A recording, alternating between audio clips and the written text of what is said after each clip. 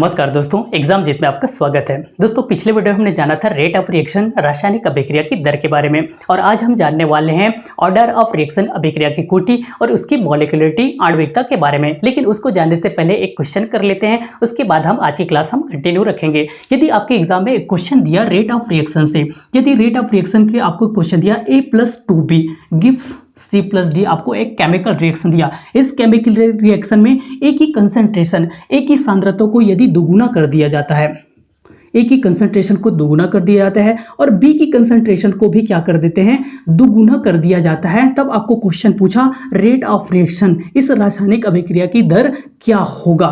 यदि आपको पूछा क्या दर बढ़ेगा, घटेगा या अपरिवर्तन रहेगा, उसमें कोई चेंजेस नहीं आएगा, तो क्या होगा देखते हैं। तो मैंने पिछले वीडियोस में अच्छे से क्लियर किया था कि जब भी आपको इस तरीके से क्वेश्चन दिया, आपको एक केमिकल रिएक्शन दिया और उसकी कंसंट्रेशन, उसकी सांद्रता में परिवर्तन कर दिया जाता है, तो रेट ऑफ रिएक्शन हम कैसे निकालते हैं, अच्छे से मैंने क्लियर किया था दोस्तों। देखिए हमको जो पहला केमिकल रिएक्शन दिया है, इसका रेट ऑफ रिएक्शन क्या होगा, जो हमको दिया है क्या होता है, इसका A और B की पावर 2, इसको हमने क्या ले ले, इक्वेशन फर्स्ट ले ले। हमने 2 क्यों लिया क्योंकि उसकी जो कंसंट्रेशन को हमेशा पावर में लिखा जाता है। अब हम क्या करेंगे, जो चेंजेस आ रहा है, जो उसमें परिवर्तन किया, उसका रेट ऑफ रिएक्शन निकालेंगे। तो उसका जो चेंज क्या हो रहा है, एक ही कंसंट्रेशन को दोगुना कर दिया, कर देते हैं एक ही कंसंट्रेशन को दोगुना, बी की कंसंट्रेशन को भी क्या कर दिया, इन्होंने दोगुना कर दिया। तो क्या निकल के आ गया यहाँ से 2A और क्या निकल के आ गया यहाँ पर 4B का स्क्वायर। अब हमने इक्वेशन फर्स्ट और इक्वेशन सेकंड दोनों को हमने क्या कर दिया, इक्वल कर दिया, बराबर। जब हमने दोनों को इक्वल किया तो जो सेम था वो कट गया, बचा क्या, 2 × 4 इज इक्वल टू कितना आ गया दोस्तों, 8 आ गया, 8 आ जाता है। इस तरीके से जब हम किसी रासायनिक अभिक्रिया की कंसंट्रेशन, उसकी सांद्रता में चेंज करते हैं, परिवर्तन करते हैं, जब ने A को दोगुना कर दिया, B को दोगुना कर देते हैं, तो रेट ऑफ रिएक्शन कितनी गुनी बढ़ जाती है, 8 गुनी बढ़ जाती है। यहाँ पर रेट ऑफ रिएक्शन कितना गुना बढ़ गया है, अभिक्रिया की दर 8 गुना बढ़ जाता है जब उसकी कंसंट्रेशन सांद्रता को क्या कर दिया जाता है, चेंज कर दिया जाता है, परिवर्तन कर दिया जाता है, तब की कंडीशन में। अब जानते हैं दोस्तों अभिक्रिया की कोटि होता क्या है, मॉलिक्यूलरिटी होता क्या है, ऑर्डर ऑफ रिएक्शन और उसकी मॉलिक्यूलरिटी होता क्या है, यह समझने की कोशिश करते हैं। ऑर्डर ऑफ रिएक्शन उस अभिक्रिया की कोटि और आपको क्या होता है, मॉलिक्यूलरिटी, आणविकता। यहां से आपके एग्जाम में क्वेश्चन पूछे जाते हैं। अब ये होता क्या है, तो होता क्या है, हमारे पास क्या है, कोई एक केमिकल रिएक्शन है, क्या है हमारे पास, एक कोई केमिकल रिएक्शन है। जब इस केमिकल रिएक्शन में समय के साथ, इस केमिकल रिएक्शन में समय के साथ उसकी सांद्रता, उसकी जो कंसंट्रेशन होती है उसमें चेंजेस आ जाता है, उसकी कंसंट्रेशन में क्या हो गया, चेंजेस आ जाता है, परिवर्तन आ जाता है। तो जब हम उस चेंजेस को काउंट करते हैं, उसको क्या करते हैं, काउंट करते हैं, तो उसी को हम क्या कहते हैं, उस केमिकल रिएक्शन की कोटि कहते हैं। उसकी सांद्रता में जो परिवर्तन आते हैं उसी को क्या कहते हैं दोस्तों, उस रिएक्शन, उस रासायनिक अभिक्रिया की कोटि कहते हैं। लेकिन इस केमिकल रिएक्शन में कितने लोगों ने भाग लिया, कितने मॉलिक्यूल्स थे जिसने इसमें पार्टिसिपेट किया, उन सबको जब काउंट करते हैं, जिसको हम क्या कहते हैं, उसकी आणविकता या मॉलिक्यूलरिटी कहते हैं। यहां से आपको क्लियर हो गया होगा कि उस अभिक्रिया की कोटि कैसे हो रहा और उसकी आणविकता कैसे निकालते हैं। यदि यहां से क्लियर नहीं होगा तो एग्जाम्पल से समझने की कोशिश करते हैं। देखिए दोस्तों, हम सब क्या कर रहे हैं, अभी कंपटीशन की तैयारी कर रहे हैं, कोई CGPSC प्रीलिम्स की तैयारी कर रहा है या फिर कोई ACF की तैयारी कर रहा है। मान लेते हैं कि मेरे ऑफलाइन कोचिंग में कितने स्टूडेंट हैं, 100 स्टूडेंट हैं। मान लेते हैं मेरे जो ऑफलाइन कोचिंग है उसमें कितने स्टूडेंट हैं, 100 स्टूडेंट। ये सभी CGPSC प्रीलिम्स की तैयारी कर रहे हैं, ठीक है, ये सभी प्रीलिम्स की तैयारी कर रहे हैं और इसमें से जो 90 लोग हैं वो प्री पास कर गया, इसमें से जो 90 लोग हैं वो क्या कर लिया, प्रीलिम्स पास कर लिया और मेंस में चले गया। प्रीलिम्स पास करके कहां चले जाते हैं दोस्तों, मेंस में चले जाते हैं। लेकिन जो 10 बचे वो कहां, यहीं पर लटक गए, उसने पास नहीं कर पाया, इसकी कंसंट्रेशन चेंज, ये 90 लोग थे, प्री से मेंस में चले गए, लेकिन 10 कहां है, वहीं लटके हुए थे। कितने लोग थे यहाँ पर, मेरे ऑफलाइन कोचिंग में कितने लोग हैं, 100 लोग हैं।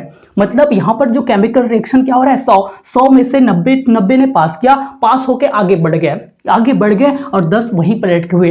तो जो आगे बढ़ गया उसकी कंसंट्रेशन चेंज हो गया। यहाँ पर हो क्या रहा था, उसकी कंसंट्रेशन चेंज हो रहा है, यहाँ पर भी तो वैसी कुछ हो रहा है, प्री से मेंस पहुंच गया। तो जो उसमें सांद्रता में परिवर्तन आता है, जो प्री से मेंस गया, उसको क्या कहते हैं, उस अभिक्रिया की कोटि कहते हैं। लेकिन यहाँ पर कितने लोगों ने भाग लिया था, टोटल कितने लोगों ने भाग लिया था, 100 लोग। इस 100 को क्या कहते हैं, उस रिएक्शन की आणविकता कहते हैं।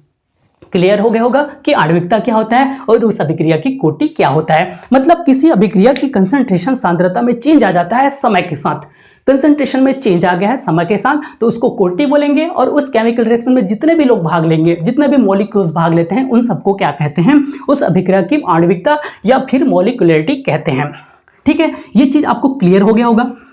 यहां से एक चीज आपको और पता होना चाहिए, देखिए ये हमारे पास जो केमिकल रिएक्शन है, इस केमिकल रिएक्शन में हो क्या रहा है, इस केमिकल रिएक्शन में क्या हो रहा है, जब भी हमको रिजल्ट मिल रहा है ना, देखिए अगर यहां से कोई प्री पास नहीं करता, सब के सब यही लटके हुए होते, तो क्या हम बता पाते कि इसकी कोटि हम बता पाते, नहीं बता पाते। मतलब किसी केमिकल रिएक्शन में जब हमको रिजल्ट मिल जाता है, प्रोडक्ट बन जाता है, तब भी क्या कर सकते हैं, हम उसकी कोटि बता सकते हैं। लेकिन वहां पर प्रोडक्ट बना ना बना कोई दिक्कत नहीं है, वहां से हमने क्या कर दिया, वहां पर हमने अभिकारक लगा दिया, मतलब उसकी आणविकता बता सकते हैं।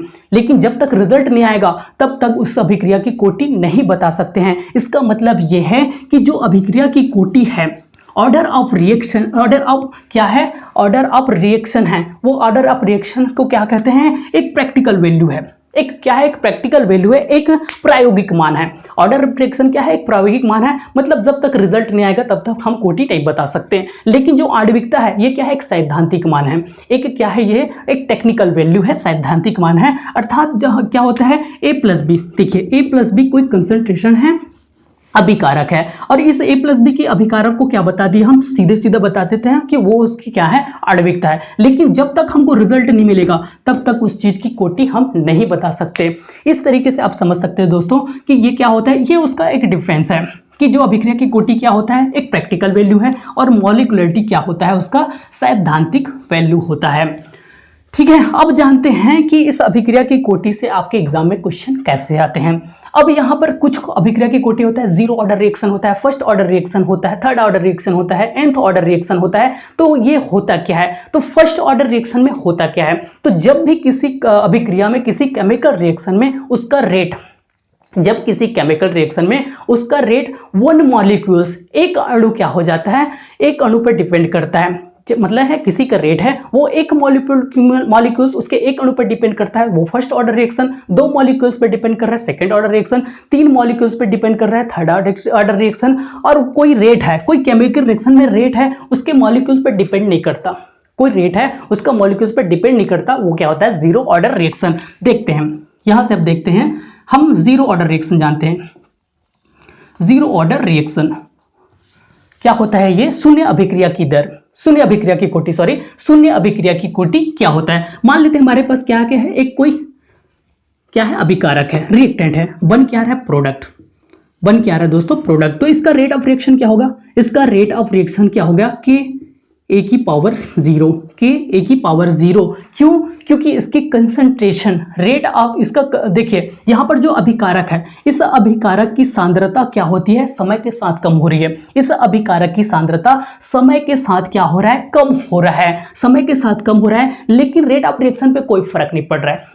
इस अभिकारक की सांद्रता समय के साथ कम हो रहा है, लेकिन रेट ऑफ रिएक्शन पे कोई फर्क नहीं पड़ रहा है। क्यों फर्क नहीं पड़ रहा है, क्योंकि रेट ऑफ रिएक्शन क्या है, के इक्वल है। रेट ऑफ रिएक्शन क्या है, दर स्थिरांक के इक्वल है, रेट कांस्टेंट के इक्वल है, इसलिए इस पर फर्क नहीं पड़ता है। देखिए ग्राफ से समझते हैं, ए हमारा क्या है, कंसंट्रेशन, ये हमारा रेट ऑफ रिएक्शन है। जब हमने ए की कंसंट्रेशन को क्या कर रहे हैं, कम कर रहे हैं, ए की कंसंट्रेशन को कम कर रहे हैं समय के साथ, तो रेट ऑफ रिएक्शन पे कोई फर्क नहीं पड़ रहा है। क्यों, क्योंकि ये डायरेक्टली है।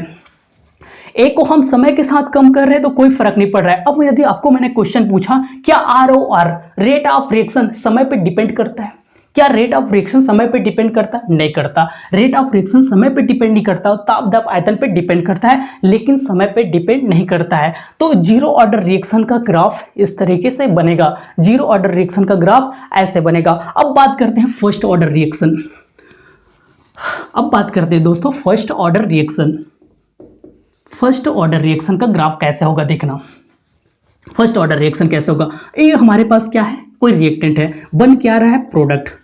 इसका रेट ऑफ रिएक्शन क्या होगा, के ए की पावर 1। क्यों, क्योंकि फर्स्ट ऑर्डर रिएक्शन है, इसलिए इसकी जो कंसंट्रेशन क्या है, 1 हो जाता है। यहां पर अभिकारकों की सांद्रता, इस अभिकारक की सांद्रता कम हो रहा है समय के साथ, इस अभिकारक की सांद्रता समय के संग कम हो रहा है, तो यहां पर रेट ऑफ रिएक्शन क्या है, रेट ऑफ रिएक्शन इस कंसंट्रेशन के डायरेक्टली प्रोपोर्शनल है, इस कंसंट्रेशन के डायरेक्टली प्रोपोर्शनल हो जाते हैं। देखिए ये डायरेक्टली प्रोपोर्शनल है इस दोनों के। इसका मतलब ये है दोस्तों कि जब हमने एक ही कंसंट्रेशन को समय के साथ कम कर देते हैं, एक ही कंसंट्रेशन को कम कर दिए तो रेट ऑफ रिएक्शन भी क्या हो जाता है, कम हो जाता है। एक को कम कर दिए तो rate of reaction come, rate of reaction को ज्यादा बढ़ा दिए, मतलब एक को बढ़ा देते हैं कंसंट्रेशन सांद्रता को, तो रेट ऑफ रिएक्शन भी क्या हो जाता है, बढ़ जाता है। क्यों, क्योंकि वो डायरेक्टली प्रोपोर्शनल होते हैं। तो फर्स्ट ऑर्डर रिएक्शन का ग्राफ आपको इस तरीके से देखने को मिलेंगे। अब बात करते हैं कि सेकंड ऑर्डर रिएक्शन कैसा होता है। Second order reaction, second order reaction, ये हमारे पास क्या है, कोई कंसंट्रेशन बन रहा है, कोई प्रोडक्ट, इसका रेट ऑफ रिएक्शन क्या होगा, इसका रेट ऑफ रिएक्शन, तो इसका रेट ऑफ रिएक्शन होगा क्या देखना। हमारे पास क्या है, ए की पावर 2 इसकी कंसंट्रेशन है। जब हमने एक ही कंसंट्रेशन को क्या कर देते हैं, समय के साथ कम करते हैं, जब हम एक ही कंसंट्रेशन को समय के साथ क्या कर रहे हैं, कम कर रहे हैं, तो रेट ऑफ रिएक्शन बढ़ रहा है। देखिए बढ़ रहा है रेट ऑफ रिएक्शन, एक ही कंसंट्रेशन को समय के साथ कम कर रहे हैं, इसकी सांद्रता को समय के साथ कम कर रहे हैं, तो रेट ऑफ रिएक्शन क्या हो रहा है, बढ़ रहा है। तो सेकेंड ऑर्डर का रिएक्शन इस तरीके से आपको देखने को मिलेंगे।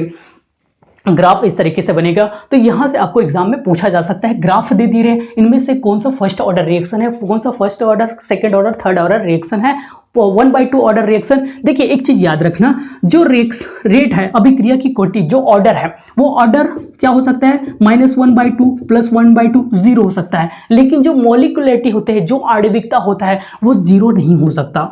जो मॉलिक्युलरिटी होता है, जो आणविकता होता है वो कभी 0 नहीं हो सकता। क्यों 0 नहीं हो सकता, क्योंकि कोई केमिकल रिएक्शन है, उस केमिकल रिएक्शन में कुछ ना कुछ तो पार्टिसिपेट करेगा, कुछ ना कुछ तो भाग लेगा, और जब भाग ही नहीं लेगा तो रिजल्ट नहीं मिलेगा, रिजल्ट नहीं मिलेगा तो उसकी कोटि हम बता नहीं सकेंगे। इसका मतलब उस केमिकल रिएक्शन में कोई ना कोई भाग लेगा, इसीलिए क्या होता है दोस्तों, उसकी आणविकता कभी 0 नहीं हो सकता। ±1/2 0 हो सकता है, क्या चीज, उसकी कोटि, लेकिन आणविकता 0 नहीं हो सकता। अब जानते हैं जो मैंने आपको ऑर्डर बताया, अभिक्रिया की कोटि, उस अभिक्रिया की कोटि की यूनिट क्या होता है। जो first order reaction, second order reaction, third order reaction, nth order reaction, 1/2 order reaction, इसकी यूनिट क्या होगा, इसकी इकाई क्या होगा। तो यहां से आपको क्वेश्चन पूछा जाता है। तो यूनिट ऑफ के, सबसे पहले हम यूनिट निकालना सीखते हैं, उसके बाद मैं आपको बताऊंगा कि इसको यूनिट से मतलब ऑर्डर की यूनिट कैसे निकालते हैं। तो हमको पता है कि रेट ऑफ रिएक्शन क्या होता है, के ए की पावर x, और क्या होता है, b की पावर x। हमको a + b कोई क्या दे देते हैं, कोई रिएक्शन देता है, तब की कंडीशन में इसका रेट ऑफ रिएक्शन होता है। क्या निकालना है हमको, रेट दर कांस्टेंट की यूनिट निकालना है। तो क्या होता है, ये रेट ऑफ रिएक्शन ऊपर लिख दें, नीचे में क्या आ जाता है, a की पावर x, और ये लेते हैं b की पावर y, b की पावर सपोज y ले लेते हैं। तो हमको पता है दोस्तों कि रेट ऑफ रिएक्शन की यूनिट मैंने बताया था पिछले वीडियोस में, क्या होता है, mole litre inverse second inverse. Rate of reaction की यूनिट क्या होता है, mole litre inverse second inverse होता है। और ए अभिकारक है, कंसंट्रेशन है, इसकी यूनिट क्या होता है, मोल लीटर इनवर्स या प्रति लीटर की पावर x, और ये क्या होता है, ये भी सेम होता है, मोल प्रति लीटर की पावर y। यहां पर हम x और y को मान लेते हैं n, हम x और y को क्या मान लेते हैं, n मान लेते हैं। तो हमको क्या मिला, मोल लीटर इनवर्स की पावर 1 - n। इस पूरे को हमने क्या मान लिया, n मान लिए, तो हमने क्या हो गया, ये n ऊपर चला गया, तो 1 - n, और second inverse 1 - n second inverse. इस तरीके से k की यूनिट क्या हो जाता है, दर कांस्टेंट, रेट कांस्टेंट की यूनिट क्या हो जाता है, दर स्थिरांक की unit, mole litre inverse 1 - n second inverse इसकी यूनिट हो जाता है। अब इस यूनिट से हम निकालते हैं जो ऑर्डर है, first order reaction, 0 order reaction की यूनिट निकालते हैं, और यहां से आपके एग्जाम में क्वेश्चन पूछे जाएंगे इस साल। देखिए यदि आपको दिया 0 ऑर्डर रिएक्शन, मतलब n बराबर क्या है, यहाँ पर 0 है, तो इसकी यूनिट क्या होगा, क्या होगा, मोल लीटर इनवर्स की power 1 minus 0 second inverse, 1 minus 0 second inverse, 0 की कोई मतलब नहीं है, हमने क्या कर दिया, हटा दिया, तो mole litre inverse second inverse zero order reaction की यूनिट होगा। दूसरा क्या होगा, फर्स्ट ऑर्डर रिएक्शन।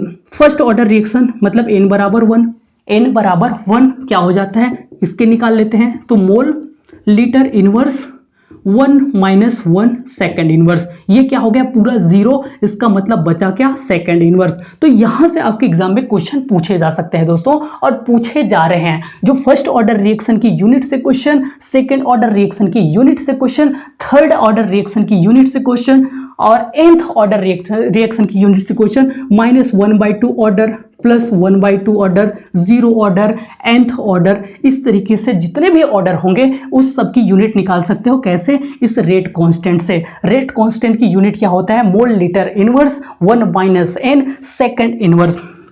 देखिए ये मोल लीटर इनवर्स है, mole litre inverse 1 minus n second inverse क्या हो जाता है, रेट कांस्टेंट दर स्थिरांक की यूनिट। और इस यूनिट से आप क्या निकाल सकते हो, कितने भी अभिक्रिया की कोटि है उन सभी की कोटि की यूनिट निकाल सकते हो।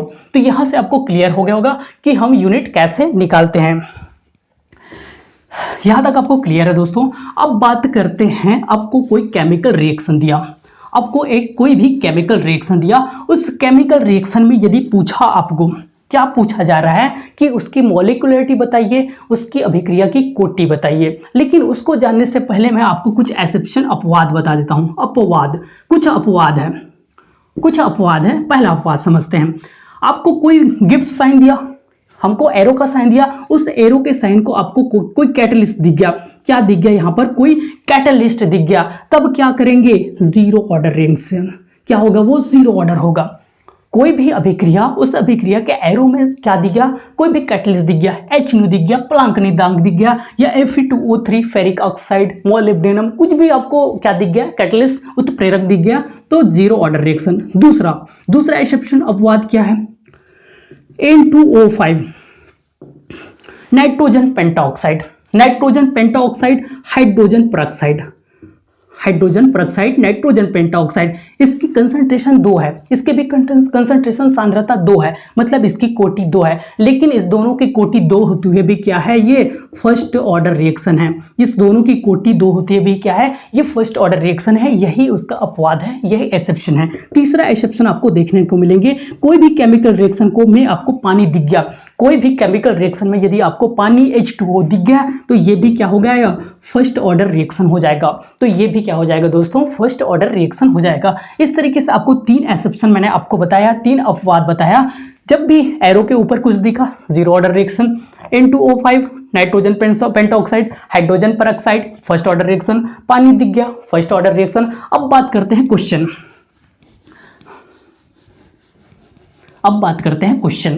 क्वेश्चन से कैसे पहचानेंगे, देखिए क्वेश्चन दिया आपको, क्वेश्चन यदि दिया H2 plus Cl2 gives 2HCl बन रहा है, 2HCl बन रहा है, और यहां पर दे दिया आपको H न्यू दे दिया, और आपको पूछा अभिक्रिया की कोटि, इस अभिक्रिया की कोटि बताइए, इस अभिक्रिया की आणविकता, इस अभिक्रिया की आणविकता आपको बताना है। क्या होगा, इस अभिक्रिया की कोटि, इस अभिक्रिया की आणविकता बताना है। तो मैंने क्या बोला था, जिसके ऊपर में H न्यू है, प्लांक नियतांक है, या फिर कोई कैटलिस्ट है, इसका मतलब वो क्या है, जीरो ऑर्डर रिएक्शन है। लेकिन यहाँ पर दो कंसंट्रेशन है, दो उसका क्या है, दो उसका अणु है, मॉलिक्यूल्स है, 2 मॉलिक्यूल्स है, लेकिन यहाँ पर जीरो ऑर्डर रिएक्शन। क्यों, क्योंकि वो एक्सेप्शन की वजह से। और यहाँ पर उसकी आणविकता कितना हो जाएगा, 2, एक यहाँ पर, एक यहाँ पर, 2 मॉलिक्यूल्स है, तो 2 उसकी आणविकता हो जाता है। कितने लोग पार्टिसिपेट कर रहे हैं, 2 लोग, मतलब 2 उसकी आणविकता।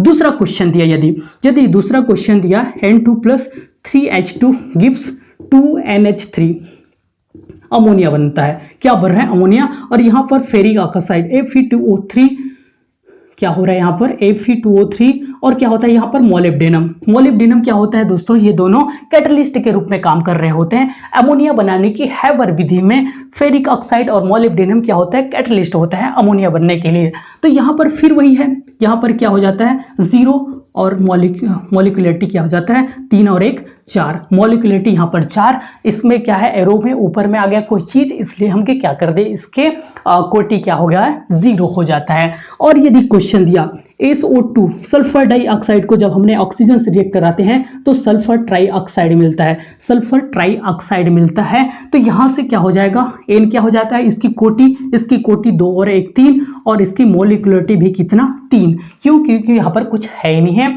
और एक चीज और याद रखना कि जो अभिक्रिया की कोटि होता है, वो अभिक्रिया की कोटि किस पे डिपेंड करता है, अभिकारक पे। किस पे डिपेंड करता है, इस पे डिपेंड करता है, इस पे डिपेंड नहीं करता, प्रोडक्ट पे डिपेंड नहीं करता। अभिक्रिया की कोटि प्रोडक्ट पे डिपेंड नहीं करता, अभिकारक की सांद्रता पे डिपेंड करता है। तो इस तरीके से आपके क्वेश्चन पूछे जा सकते हैं। अगला क्वेश्चन देखते हैं। देखिए अगला क्वेश्चन देखते हैं, देखना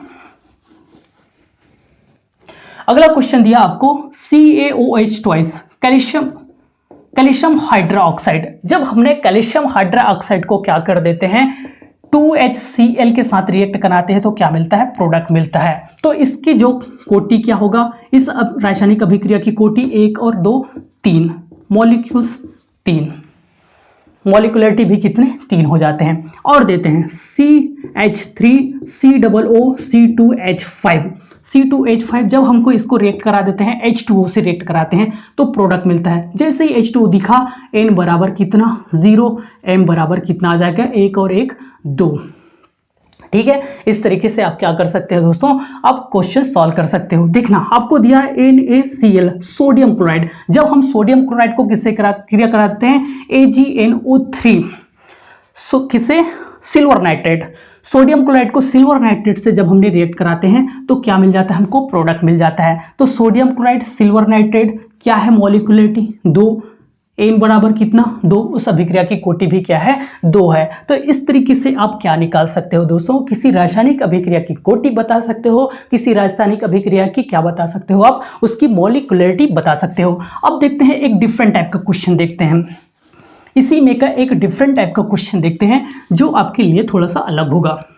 यदि देखिए अगला क्वेश्चन दिया आपको H2+Br2, H2+Br2 कोई प्रोडक्ट बनता है और आपको रेट दिया, रेट आपको क्या दे देते हैं, A H2 1 और Br2 1/2। तो आपको पूछा इस अभिक्रिया की कोटि, इस अभिक्रिया की कोटि क्या होगा, 1 + 1/2 = 3/2, लेकिन इसकी मॉलिक्यूलरिटी 1 और 1 2, इसकी मॉलिक्यूलरिटी क्या हो जाता है 2, लेकिन इस अभिक्रिया की कोटि 3/2। क्यों, क्योंकि हमको रेट दे दिया है। क्यों, क्योंकि हमको क्या कर दिया दोस्तों, रेट दे दिया है। तब की कंडीशन में हम क्या कर सकते हैं, उसकी मॉलिक्यूलरिटी और उसकी कोटि, उसके ऑर्डर हम बता सकते हैं। तो इस तरीके से हम क्या बता सकते हैं, किसी केमिकल रिएक्शन की कोटि, किसी केमिकल रिएक्शन की मॉलिक्यूलरिटी, आणविकता बता सकते हैं। तो आज के लिए बस इतना ही, धन्यवाद।